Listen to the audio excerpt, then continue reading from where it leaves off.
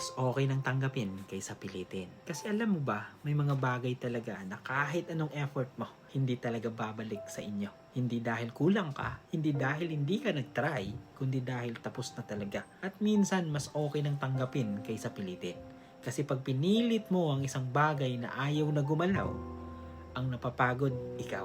Ang nasasaktan, ikaw.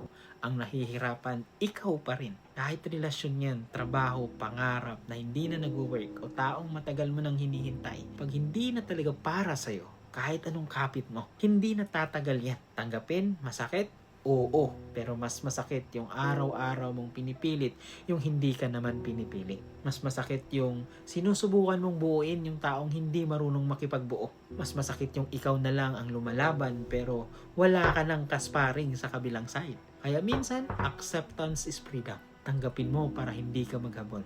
Tanggapin mo para hindi ka umasa. Tanggapin mo para magsimula ka ulit. Hindi ibig sabihin na sumusuko ka na ha. Ibig sabihin lang nun, pinili mong hindi masira yung sarili mo sa kakahabol mo sa kanya. And here's the truth, pag tinanggap mo yung totoo, mas madaling dumating yung mas tama na para sa'yo. Mas maayos, mas kalmado, mas align sa future na gusto mo. Kaya kung meron kang pinipilit ngayon, huminto ka muna. Magpahinga ka.